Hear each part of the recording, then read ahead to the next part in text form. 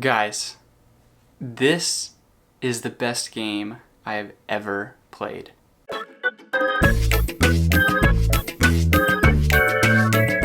So this is Trekking the World, the first version that did really well, that is very similar but has some really fun differences, is Trekking the National Parks. That's a really fun game.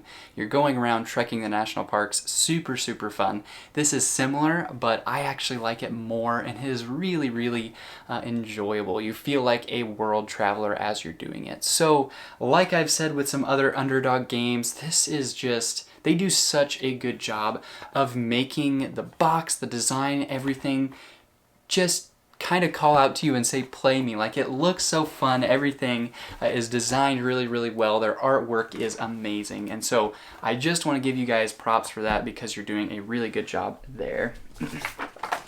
So getting into the box here, we have kind of two main components starting off, and then it breaks down into more and more components. The first one is the board, which is really cool. Really cool. And so we have the game board here that has all sorts of different places you can go in the world. So it's really neat just to feel like you're trekking the world. And so that is a super fun thing to do there. So we have the board, and then the second thing we have is this box, which I really appreciate that everything is like contained in here really well. It's got a lid on it as well, which I just messed up a little bit, but if you take that off, you have a number of different pieces and things in here. You have suitcases for people, which you keep track of different things. You have your little people that you're trekking the world with. You have these little maps that have bonus points on them. You have these compasses that have bonus points on them. Can you see those okay? And then you have a bunch of cards. So you have these trekking cards that you use to either one, look at that number and move that many. So this has a number 3 on it. I could move 3 spaces on the board, or I could use it as a yellow card to try and win some of these cards. And so let's see if there we go.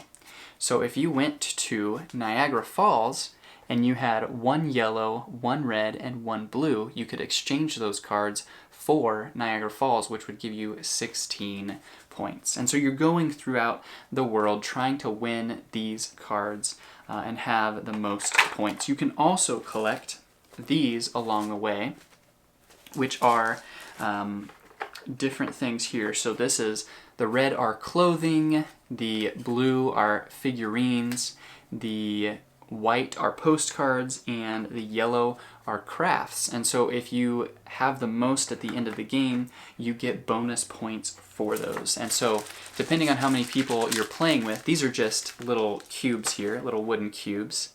Can you see those all right? Sure you can. So those are little wooden cubes that you randomly place throughout different places, and so if you end on that location, you get to take that cube. So I'm not going to get too far into the details of how to play the entire game, but I am really excited about this and just wanted to share an overview of, if this game is fun or not, and it absolutely positively is. So if you are someone that liked trekking the national parks, or if you are someone that likes the basic in and out game, Ticket to Ride, this just kind of exploration map games like that, this is one that I have really enjoyed. This is my favorite of those 3, and so I would 100% recommend this. I am not very often this optimistic about different things. I generally say a lot of good things about stuff, but I am really excited about this one, and so want to